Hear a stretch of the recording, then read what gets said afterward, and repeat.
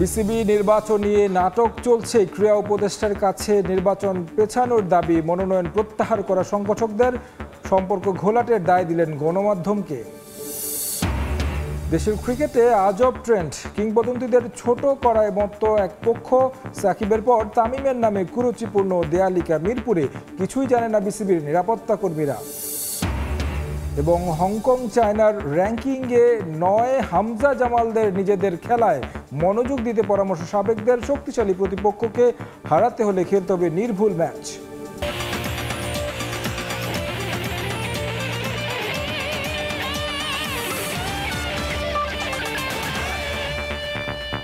চোটের কারণে এশিয়া কাপের সুপার 4-এ পাকিস্তান ও ভারতের বিপক্ষে 2 ম্যাচে খেলতে না পারার আক্ষেপ নিয়ে দেশে ফিরেছেন অধিনায়ক লিটন দাস। ফাইনালে না খেলতে পারার জন্য ব্যাটিং ব্যর্থতাকেই বড় কারণ হিসেবে দেখছেন লিটন। তবে অধিনায়কের মতে আসরে বাংলাদেশ দলের সবচেয়ে বড় পাওয়া সাইফের পারফরমেন্স। শারজায় আফগানিস্তানের বিপক্ষে টি-20 সিরিজ খেলতে না পারা লিটনের ওয়ানডে নিয়েও আছে অনিশ্চয়তা। জানালেন আগে নিজের ফিট হওয়ার দিকে মনোযোগ দিতে চান তিনি। আগামী বছর ভারতে টি-20 বিশ্বকাপ সামনে রেখে এখন থেকেই কাজ করা উচিত বলে মনে করেন লিটন। বললেন, যারা ধারাবাহিক পারফর্ম করছে তাদেরই জায়গা পাওয়া উচিত বিশ্বকাপের দলে। এশিয়া কাপে আশা জাগিয়েও বরাবরের মতোই হতাশার গল্প লিখেছে বাংলাদেশ। চোটের কারণে নিয়মিত অধিনায়ক লিটন দাসও খেলতে পারেনি সুপার 4-এ ভারত পাকিস্তান ম্যাচে। দলের ব্যর্থতার জন্য আগেই সামাজিক যোগাযোগ মাধ্যমে ক্ষমা চেয়েছেন লিটন। দল যখন ব্যস্ত আফগানিস্তানের বিপক্ষে টি-20 সিরিজ খেলায়, তখন নীরবে দেশে ফিরলেন লিটন। চোখে মুখে ছিল দলের হয়ে শেষ 2 ম্যাচে খেলতে না পারার আক্ষেপ। এশিয়া কাপ ব্যর্থতার জন্য ব্যাটিং ব্যর্থতাকেই দায়ী করলেন তিনি। সেই সঙ্গে ঘাটতির জায়গাগুলো নিয়ে কাজ করার তাগিদও দিয়েছেন লিটন। ইন্ডিয়া পাকিস্তান হচ্ছে বিগ ম্যাচ, এটা সবাই জানে। ছোট থেকে যখন খেলা দেখি তখন দেখি এই টিমগুলো অনেক বড় বড় নাম। সো 2টা ম্যাচে আমি খেলতে পারিনি, এক কথায় বলা চলে বড় দলের সাথে এশিয়া কাপের মঞ্চে খেলতে পারলে খুব ভালো লাগতো। বাট অবভিয়াসলি আমাদের কিছু কিছু জায়গায় ল্যাকিংস আছে, সেই জিনিসগুলো নিয়ে কাজ করতে হবে। আপনি বড় মঞ্চে কনফিডেন্স দরকার, সাথে সাথে স্মার্ট ক্রিকেট অ্যান্ড আপনার ভালো পারফরমেন্সটাও খুব দরকার। এশিয়া কাপে বাংলাদেশ দলের হয়ে সবচেয়ে উজ্জ্বল ছিলেন সাইফ হাসান। দলের সবার কাছে প্রশংসা পেয়েছেন এই ওপেনার। এবার দেশে ফিরে সাইফকে প্রশংসায় ভাসালেন লিটনও। সে খুবই ভালো ক্রিকেট খেলেছে। ইনফ্যাক্ট অ্যাজ এ বাংলাদেশ টিমের বড় পাওয়া এই টুর্নামেন্ট থেকে যে সাইফের পারফরমেন্স, আমি আশা করব ও যেন এই কন্টিনিউটা ধরে রাখতে পারে। এশিয়া কাপে সুপার 4-এ শেষ 2 ম্যাচের পর আফগানিস্তানের বিপক্ষে টি-20 সিরিজও মিস করছেন লিটন। জানালেন আপাতত লক্ষ্য ফিট হয়ে আবারও দলে ফেরা। আগামী বছর টি-20 বিশ্বকাপের জন্য এখন থেকেই কাজ করা উচিত বলে মনে করেন লিটন।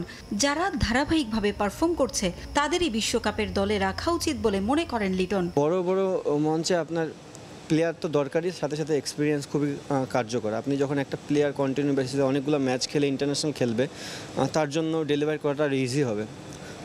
তো চেষ্টা থাকবে বাংলাদেশ টিমে যারাই খেলুক না কেন, একটু সিনিয়র প্লেয়ার হোক বা যারা কন্টিনিউ বেসিসে ম্যাচ খেলতেছে তারাই যেন খেলতে পারে। জিনিসটা এমন না যে কোনো নিউ কামার আসবে না, বাট প্রেফারেন্স যখন থাকবে যে আপনি বড় ইভেন্টে যাচ্ছেন, আপনার ম্যাচুইড প্লেয়ারটা খুব দরকার। সাফল্য ব্যর্থতা সবসময় সমর্থকদের বাংলাদেশ দলের পাশে থাকার আহ্বান জানিয়েছেন লিটন। পারভিন আক্তার, সময় সংবাদ, ঢাকা। সাকিব আল হাসানের পর এবার তামিম ইকবালের নামে কুরুচিপূর্ণ বাক্য লেখা হয়েছে মিরপুর শেরে বাংলা ক্রিকেট স্টেডিয়ামের দেয়ালে। কিন্তু কারা এসব করেছে এ ব্যাপারে কিছুই জানে না দায়িত্বপ্রাপ্ত নিরাপত্তা কর্মীরা। যদিও এসব ঘটনা দেশের ক্রিকেটের জন্য লজ্জাজনক বলে মনে করেন ভক্ত ও ক্রীড়া সাংবাদিকরা। আমার পেছনের ভবনটা দেশের ক্রিকেটের আতুরঘর। এখানে জড়িয়ে আছে হাজারো ক্রিকেটারের স্বপ্ন, আর এখানেই অপমানিত হচ্ছে দেশের ক্রিকেট। কদিন আগে এই মিরপুরের দেয়ালে লেখা ছিল সাকিবের নামে নানা কুরুচিপূর্ণ গ্রাফিতি। এবার সেখানে তামিম ইকবালের নাম। গুন্ডা, বয়কট, দালাল, কত কিছুই না লেখা আছে তার নামে। কিন্তু এই তামিম কি না করেছেন দেশের ক্রিকেটের জন্য। লর্ডসে প্রথম সেঞ্চুরি, 2012 এশিয়া কাপে 450, 2018 এশিয়া কাপে ভাঙা হাত নিয়ে দেশকে জিতিয়েছেন এই তামিম ইকবাল। যাকে মানা হয় দেশের সেরা ওপেনার, সেই কিংবদন্তি অপমানিত হচ্ছে এই মিরপুরের দেয়ালে। কিন্তু এ বিষয়ে কিছুই জানা নেই নিরাপত্তা কর্মীদের। এমন একটা ঘটনা ঘটলো, আপনারা কিছুই জানেন না? না, আমি এটা কিছু বলতে পারলাম না, কারণ আমি এটা দেখছি না, কেমনে বলবো ভাই। যে আপনার আগের যে শিফটে ছিল সেও এগুলা কিছু জানে না? না, সে আমার বলছে যে এগুলা কে লেখছে, আমি কিছু এগুলো কে লেখছে ভাই, এবার দেখেন নাই, সেও কিছু বলে যায়নি আমার। বিসিবি নির্বাচনকে কেন্দ্র করেই এসব হচ্ছে, এটা আর বলার অপেক্ষা রাখে না। এবারের নির্বাচন সাক্ষী হয়েছে নানা অনাকাঙ্ক্ষিত ঘটনার। তবে একজন কিংবদন্তিকে অপমানিত করা কতটা যৌক্তিক? এটা তো দুঃখজনক বলতে হবে, মানে এটা দুঃখজনকের চেয়ে তো লজ্জাজনক। এটা তো তাকে অপমান করা না, পুরো মানে সিস্টেমটাকে অপমান করা। মানে তামিম তো is not just a player. আপনি যে প্রথমে বললেন অ্যাসেট, সে তো আসলে অ্যাসেট। সাকিব তো একটা প্লেয়ার না, অ্যাসেটও ছিলেন। দায়িত্ব খালি মানে টাইমের ব্যাপারেও হবে না, সাকিবের প্ল্যাকেট নিয়েও তো ঢুকতে নেই, সেটাও তো একটা মানে সেই দায়টাও তো বিসিবিরই নিতে হবে। আমার মনে হয় না যে এগুলো ভালো কোনো বার্তা দিচ্ছে, বিকজ তামিম ইকবাল নির্বাচন এত কিছু যা কিছু হয়েছে, তারপরে তামিম ইকবালই মানুষের ক্রিকেট ইতিহাস কিন্তু তামিম সাকিব ছাড়া লেখা যাবে না। তামিম ইকবাল নামে যেটা বলতেছে সেটাও অ্যাকচুয়ালি অযৌক্তিক, এগুলো মানা যায় না। ওনার কিন্তু আসলে অনেক অবদান রয়েছে, আর এই মিরপুরের মাটিতে যে ওনার দেওয়ালে নিয়ে যে ওনার যে অপমানিত কথাগুলি লেখা হচ্ছে, এগুলো আসলে আমরা ভুল করতেছি। খেলোয়াড়দের যদি সম্মান না করতে পারি, তাহলে আমাদের খেলাটা বেশি ডেভেলপমেন্ট হতে পারবে না। বিসিবি নির্বাচনের উত্তাপ বাড়তেই পারে, মতের বিরোধ থাকতেই পারে, কিন্তু এই রাজনীতিতে যদি অপমানিত হয় কিংবদন্তিরা, সেটা দেশের ক্রিকেটের জন্য লজ্জা ছাড়া আর কিছুই না। মিরপুর শের-ই-বাংলা ক্রিকেট স্টেডিয়াম থেকে তামিম হোসেন, সময় সংবাদ, ঢাকা। প্রথমে অবিকৃত থাকলেও শেষ দিকে ইন্টারন্যাশনাল লিগ টি-20-র নিলামে দল পেয়েছেন সাকিব আল হাসান ও তাসকিন আহমেদ। বাংলাদেশ দলের সাবেক অধিনায়ক সাকিবকে 40,000 মার্কিন ডলার দলে ফিরিয়েছে ভারতীয় ধনকুবের মুকেশ আম্বানির দল MI এমিরেটস। আর সাকিবের দ্বিগুণ দাম 80,000 মার্কিন ডলারে তাসকিন নিলাম থেকে দলে নিয়েছে শারজা ওয়ারিয়র্স। দেশের ক্রিকেটে তিনি ব্রাত্য দেখা যায় শুধু ফ্র্যাঞ্চাইজি লিগে, আর সেই সার্কিটে এখনও হটকেক সাকিব আল হাসান। কদিন আগেই কানাডার সুপার 60 টুর্নামেন্টের মন্ট্রিয়াল টাইগার্স আইকন ক্রিকেটার হিসেবে দলে ভিড়িয়েছে এই অলরাউন্ডারকে। এবার সাকিব দল পেলেন IL টি-20তেও। সাবেক বিশ্বসেরা অলরাউন্ডারের সঙ্গে আরব আমিরাতের লিগে অভিষেক হবে স্পিড স্টার তাসকিন আহমেদেরও। দুবাইয়ের জুমেরা বিচের 4 সিজনস হোটেলে এবারই প্রথম বসে IL টি-20 নিলাম, যেখানে প্রথম ডাকে দল পাননি সাকিব তাসকিনের কেউই। তবে ফ্র্যাঞ্চাইজিগুলোর আগ্রহের ভিত্তিতে পরে আবারও নিলাম ডাকা হয় অবিকৃত ক্রিকেটারদের নিয়ে। সেখান থেকে সাকিবকে 40,000 মার্কিন ডলারে দলে ভেড়ায় MI এমিরেটস। জাতীয় দলের জার্সি গায়ে জড়াতে না পারলেও ফ্র্যাঞ্চাইজি লিগগুলোতে ঠিকই খেলে যাচ্ছেন সাকিব। চলতি বছর PSL, CPL, global super league ছাড়াও খেলেছেন মাইনর কিছু ক্রিকেট লিগে। IL টি-20তে আগে কখনো খেলা না হলেও লিগটির বর্তমান চ্যাম্পিয়ন দুবাই ক্যাপিটালসের হয়ে গেল জুলাইয়ে গ্লোবাল সুপার লিগে খেলেছিলেন সাকিব।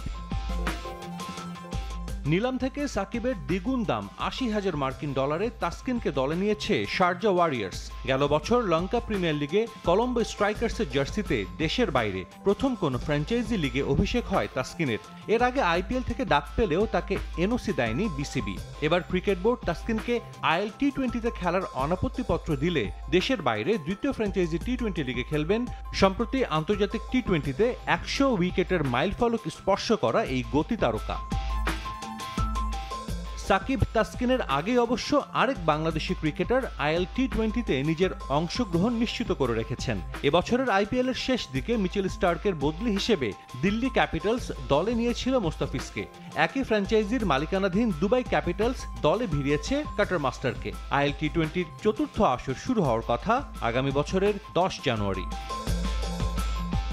সাজিদ মুস্তাহিদ, সময় সংবাদ।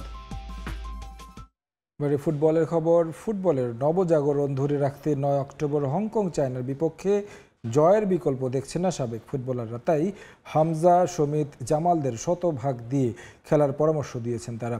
এদিকে প্রতিপক্ষ হংকং চায়নার র্যাঙ্কিংয়ে এগিয়ে থাকলেও ঘরের মাটিতে বাংলাদেশ এগিয়ে থাকবে বলেও প্রত্যাশা সাবেক ফুটবলারদের। নির্ধারিত সময় পেরিয়ে গেলেও দেখা নেই জাতীয় ফুটবল দলের টিম বাসের। তাতেই আরও অপেক্ষা বাড়ে সমর্থকদের। জামাল, ফাহমিদুল, তারেক কাজীদের এক নজর দেখতে ছুটির দিনেও জাতীয় স্টেডিয়াম ঢাকার সামনে ফুটবল ভক্তদের ভিড়। অবশেষে এলো লাল সবুজদের টিম বাস। পুলিশের বাধা উপেক্ষা করে জামালের সঙ্গে হাত মেলাতে ছুটে গেলেন এক ক্ষুদে ভক্ত। হাসি মুখে সেই ভক্তের সঙ্গে হ্যান্ডশেক করলেন বাংলাদেশ অধিনায়ক। দিন যত গড়াচ্ছে হংকং চায়নার বিপক্ষে ম্যাচ নিয়ে সমর্থকদের উন্মাদনা ততই বাড়ছে। হামজা শমিত ফাহমিদুলরা আসার পর থেকে দেশের ফুটবলের যে নবজাগরণ তা ধরে রাখতে হংকং চায়নার বিপক্ষে জয়ের বিকল্প দেখছেন না সাবেক ফুটবলাররা। এশিয়ান কাপের মূল পর্বে যাওয়ার লড়াইয়ে টিকে থাকতেও এই ম্যাচ মহা গুরুত্বপূর্ণ হামজা জামালদের জন্য। আমাদের দেশের দর্শকরা সবাই ফুটবল খেলা পছন্দ করে, এই জন্য টিকিটও সোল্ড আউট হয়ে গেছে এবং দর্শকরা একটা জয় পেলে যে আরও বেশি উন্মাদনা, আরও আনন্দ পাবে এবং দেশের ফুটবলটা আরও জাগ্রত হবে। এবং আমি মনে করি যে এই জয়টা বাংলাদেশের ফুটবলটাকে টিকিয়ে রাখার জন্য, মানে আরও উন্নতির দিকে যাওয়ার জন্য এই জয়টা খুবই জরুরি। কোয়ালিফাইং রাউন্ড খেলছি, একটা ম্যাচ ড্র করেছি, একটা জিতেছি। এই ম্যাচটা আমাদের জন্য অনেক গুরুত্বপূর্ণ। এই ম্যাচটা জিতলে আমাদের কোয়ালিফাইং করার চান্স আছে। সুতরাং আমরা মনে করি যে এই ম্যাচটা আমাদের জন্য অনেক গুরুত্বপূর্ণ বহন করে। এশিয়ান কাপ বাছাইয়ে ভারতের বিপক্ষে ড্রয়ের পর সিঙ্গাপুরের বিপক্ষে হার, কিছুটা ব্যাকফুটে বাংলাদেশ। হংকং চায়না শক্তিশালী প্রতিপক্ষ, র্যাঙ্কিংয়ে এগিয়ে তারা। তবে সাবেক ফুটবলারদের মতে হোম ক্রাউড ও ঘরের মাঠ এগিয়ে রাখবে বাংলাদেশকে। দেশের মাটিতে খেলা আমাদের সব কিছু অ্যাডভান্টেজ। আমি মনে করি র্যাঙ্কিংটা তেমন কোনো ব্যাপার না। সবাই যদি মন দিয়ে খেলে, দেশের জন্য আসলে স্যাক্রিফাইস করে খেলে, আমার মনে হয় যে জয়ের সম্ভাবনা আছে। হারার পরে ভুলগুলো নিয়ে আলোচনা করা উচিত, সমালোচনা করা উচিত এবং ভালোটা বেছে নিয়ে যেসব দুর্বলতা আছে ওগুলো সমাধান করেই আমাদের আবার খেলতে যাওয়া উচিত। এটা টোটালি কোচের উপরে ডিপেন্ড করে। আমি আশা করব যে আসলে যে সব ভুলগুলো হয়েছে আগে বিগত দিনে সেগুলো শুধরাই কোচ ভালো করবে। এদিকে জাতীয় দলে ডাক পাওয়া জায়ান আহমেদকে নিয়ে বেশ আশাবাদী সাবেক ফুটবলাররা। হামজা শমিত ফাহমিদুলরা নিজেদের শতভাগ দিলে 9 অক্টোবর ফলাফল বাংলাদেশের পক্ষে আসবে বলে বিশ্বাস সাবেক ফুটবলারদের। ফাহিম ইসলাম, সময় সংবাদ, ঢাকা। এশিয়া কাপের ট্রফি কাণ্ডের পর ভারতীয় ক্রিকেট বোর্ডের কড়া সমালোচনা করেছেন দক্ষিণ আফ্রিকার সাবেক ক্রিকেটার এবি ডিভিলিয়ার্স। খেলার সঙ্গে রাজনীতি না মিলিয়ে ক্রিকেটকে উপভোগ করার উচিত বলে মন্তব্য করেন এই প্রোটিয়া। এশিয়া কাপ নিয়ে সমালোচনা করলেও টিম ইন্ডিয়ার মাঠের পারফরমেন্সে মুগ্ধ ডিভিলিয়ার্স। বিশ্ব ক্রিকেটে talk of the town Asia কাপের ট্রফি কাণ্ড। ফাইনাল শেষ হয়েছে প্রায় এক সপ্তাহ হতে চলেছে, তবে এখনো এর রেশ কাটেনি। কারণ চ্যাম্পিয়ন হয়ে যে ট্রফি হাতে পায়নি ভারত। গত কয়েকদিন ধরেই নানা মহলে এই নিয়ে চলছে সমালোচনা। অপারেশন সিন্দুর পর থেকেই ভারত পাকিস্তানের সম্পর্কে তিক্ততা বাড়ে। এশিয়া কাপেও তা উঠে এসেছে একাধিক ঘটনায়। ভারত সরকারের নির্দেশে এসিসি ও পিসিবি প্রধান মহসিন নাকভির হাত থেকে শিরোপা নিতে অস্বীকৃতি জানায় ভারত দল। তাই ট্রফি না দিয়েই অতিথিদের নিয়ে মঞ্চ ত্যাগ করেন নাকভি। এরপর ট্রফি ছাড়াই অদ্ভুত উদযাপন করে ভারতের ক্রিকেটাররা। এমন কাণ্ডের পেছনে রাজনীতিকেই দুষছেন AB de Villiers. Team India sort of weren't happy with trophy দেওয়ার জন্য যিনি মঞ্চে উপস্থিত ছিলেন তাকে দেখে খুশি হতে পারেনি ভারত। তবে আমি মনে করি এসব খেলাধুলার অংশ হতে পারে না। খেলার মধ্যে রাজনীতি যুক্ত করা উচিত নয়, এটা সবার উপভোগ করা উচিত। ট্রফির এই বিষয়টা হতাশাজনক। পুরো দৃশ্যটা অনেক অস্বস্তিকর ছিল। আশা করি ভবিষ্যতে তারা এমনটা করবে না। এসব কারণে ক্রিকেটে জটিলতা দেখা দেয়। very tough position. ভারতের ট্রফি কাণ্ড নিয়ে কড়া সমালোচনা করলেও টিম ইন্ডিয়ার মাঠের পারফরমেন্সে মুগ্ধ এবি ডিভিলিয়ার্স। এশিয়া কাপে যেভাবে দাপট দেখিয়ে অপরাজিত চ্যাম্পিয়ন হয়েছে টিম ইন্ডিয়া, তাতে আসন্ন টি-20 বিশ্বকাপে সূর্যকুমারের দলকে এগিয়ে রাখছেন এই Protea. India looking really really strong. Bharat বেশ ভালো ফর্মে আছে। টি-20 বিশ্বকাপের আগে ভারতের দল অনেক শক্তিশালী মনে হচ্ছে। বিশ্বকাপ বেশি দূরে নয় এবং তাদের দলে অনেক ভালো মানের ক্রিকেটার রয়েছে। বড় মঞ্চে তারা সুযোগ কাজে লাগাতে পারে। তাদের আক্রমণাত্মক খেলা দেখতে দারুণ লাগে। এশিয়া কাপে অপরিচিত চ্যাম্পিয়ন হলেও এবার ভারতের সামনে রয়েছে কঠিন চ্যালেঞ্জ। চলতি মাসের শেষে অস্ট্রেলিয়ার বিপক্ষে টি-20 সিরিজ খেলবে টিম ইন্ডিয়া। রিফাতুল ইসলাম মিরন, সময় সংবাদ। ট্রাম্পের কথায় পরিবর্তন হবে না বিশ্বকাপের সূচি কিংবা ভেন্যু, এই বিষয়ে সব সিদ্ধান্ত নেবে ফিফা।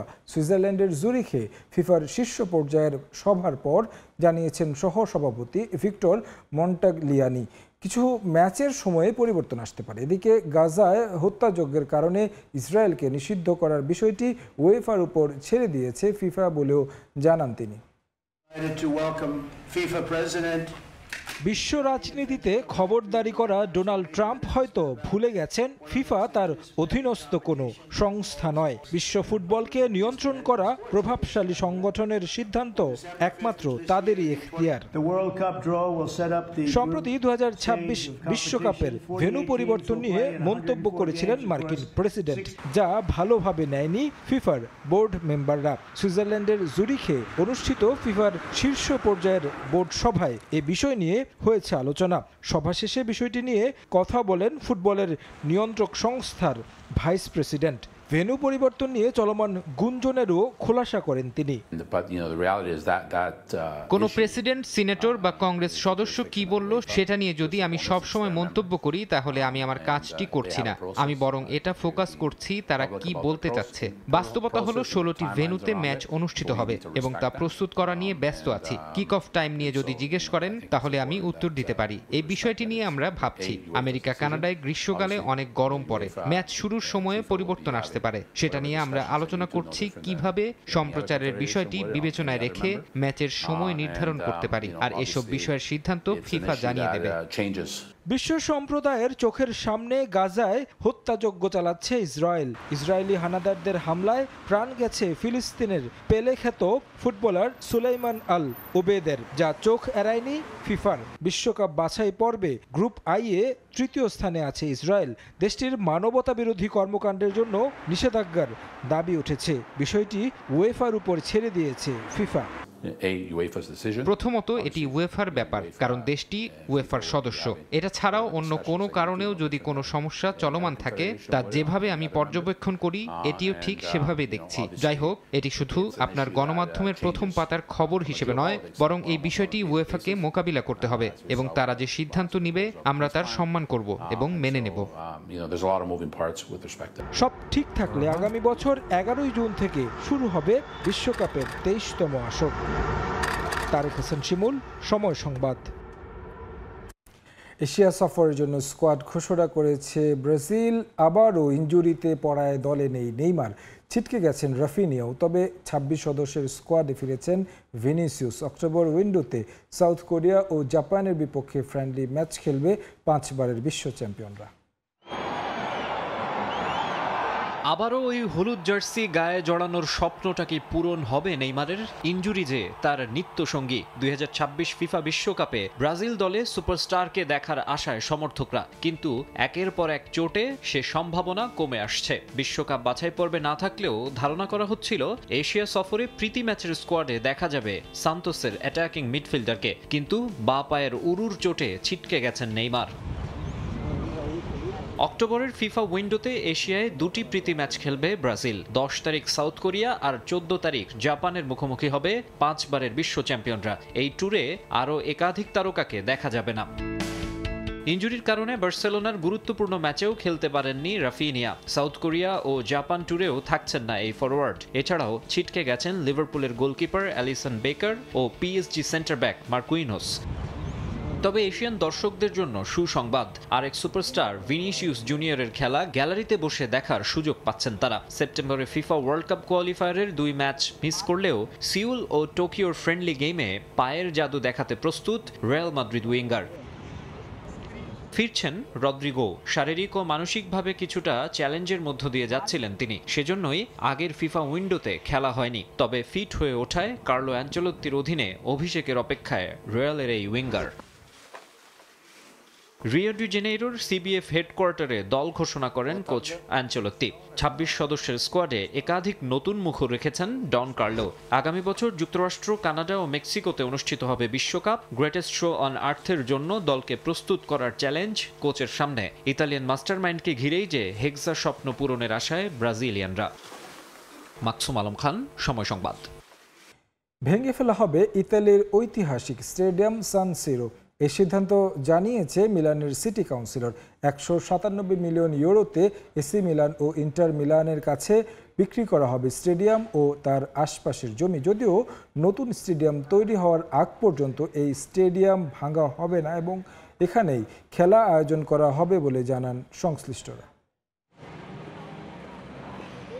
1926 সালে যাত্রা শুরু 1990 সালের বিশ্বকাপের জন্য পেয়েছিল নতুন রূপ, তবে 2025 সালে এসে বিদায়ের সংকেত। ভেঙে ফেলা হবে ইতালির ঐতিহাসিক স্টেডিয়াম সান সিরো। ফিফা বিশ্বকাপ, UEFA champions league, Nations league, AC Milan কিংবা ইন্টার মিলানের বহু ঐতিহাসিক মুহূর্ত জড়িয়ে আছে এই স্টেডিয়ামে। শুধু ফুটবলই নয়, কনসার্ট সহ নানা আয়োজন হতো এখানে। ভক্তদেরও অনেক আবেগ এই স্টেডিয়াম ঘিরে। স্থানীয় রাজনীতিবিদরাও ভাঙার ব্যাপারে আপত্তি জানিয়েছিল। তাদের কাছে এই স্টেডিয়াম ইতালির ফুটবলের স্বর্গ। তাই 2019 সাল থেকে চেষ্টা করেও এটা ভাঙার বিষয়ে কোনো আলোচনা এগোতে পারেনি কর্তৃপক্ষ। এবারও এমন কঠিন সিদ্ধান্ত নিতে বেশ বেগ পোহাতে হয়েছে সংশ্লিষ্টদের। এসি মিলান ও ইন্টার মিলান দুই ক্লাবই ভাগাভাগি করে ব্যবহার করে আসছে এই স্টেডিয়াম। তবে একাধিকবার সংস্কার হলেও এখানে নেই অন্যান্য আধুনিক স্টেডিয়ামের মতো সুযোগ সুবিধা। এছাড়া স্টেডিয়াম থেকে ইউরোপের অন্যান্য ক্লাবের চেয়ে আয়ের পরিমাণও অনেক কম, যার কারণে এই স্টেডিয়াম ভাঙার দাবি জানায় ইতালির দুই জায়ান্ট ক্লাব। তারা চায় এখানে শুধু মাঠ নয়, বরং বাণিজ্যিক ও আবাসিক কমপ্লেক্স গড়ে তুলতে। এদিন দীর্ঘ 12 ঘন্টা বৈঠকের পর সান সিরো ভেঙে ফেলার কঠিন সিদ্ধান্ত নেয় সংশ্লিষ্টরা। মিলানের সিটি কাউন্সিল 197 মিলিয়ন ইউরোতে এসি মিলান ও ইন্টার মিলানের কাছে বিক্রি করবে স্টেডিয়াম ও তার আশেপাশের জমি। তারাই এবার সান সিরোর পাশে করবে 71,500 আসনের আধুনিক স্টেডিয়াম। নকশাও তৈরি করেছে। মূলত 2032 সালের ইউরোপীয় চ্যাম্পিয়নশিপ নতুন স্টেডিয়ামে আয়োজন করতে চায় কর্তৃপক্ষ। তবে এখনই ভাঙা হবে না সান সিরো স্টেডিয়াম। আগামী শীতকালীন অলিম্পিকের উদ্বোধন হবে এখানে। এছাড়া নতুন স্টেডিয়াম হওয়ার আগ পর্যন্ত সব ধরনের খেলাও অনুষ্ঠিত হবে এই মাঠে। এরপর নতুন স্টেডিয়াম হওয়ার পর সান সিরো ভাঙা হলেও কিছু অংশ ঐতিহ্য হিসেবে রেখে দেওয়া হবে। তামিম হোসেন, সময় সংবাদ।